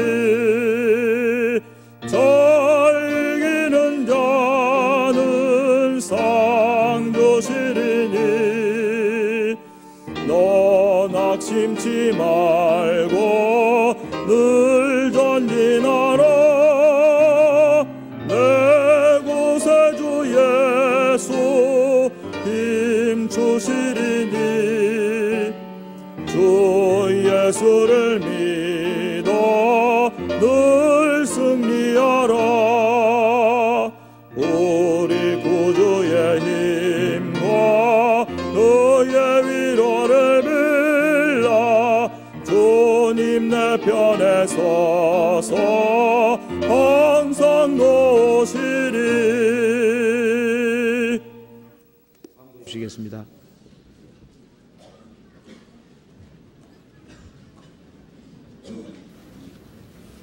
네, 광고 말씀드리겠습니다. 8월 2일부터 8월 5일까지 우리 학예 수양회 하는 거 다 아실 것입니다. 오늘 사전 접수 양식을 전도인실 211호실에서 배부하니까요. 교구장님들, 구역장님들 혹시 안 오셨으면 대리인이라도 꼭 수령회 가시기 꼭 부탁합니다. 211 전도인실로 오시면 됩니다. 여러분들 아시는 대로 지난 4월 초에 우리나라 서울의 이역멀리에 오셔서 그동안 3개월 동안 같이 우리와 고난을 같이 하고 많은 교제를 하고 우리에게 아주 좋은 영향도 끼치고 또 많은 것을 배우셨으리라고 생각합니다. 러시아에서 오신 세 분 목사님들이 내일 러시아로 4시 비행기로 모스크바로 귀국하십니다. 그래서 에브게니 목사님, 빅토르 목사님 그리고 특히 니콜라이 목사님 세 분이 내일 귀향을 하시기 때문에 특별히 따로 인사하실 기회가 없습니다. 잠깐 세 분 잠깐 일어나 한국말 알아들어야죠. 어떻게 목사님들 에브게니 목사님, 세 분 저기 보이시죠? 환송을 네.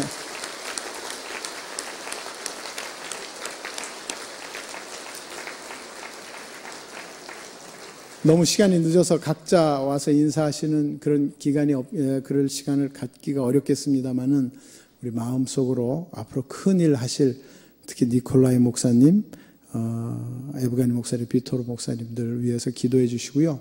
오늘 영어로 말하면 say goodbye 하시고 have a nice travel back to Moscow. 예, 광고 마치겠습니다. 마치겠습니다. 네.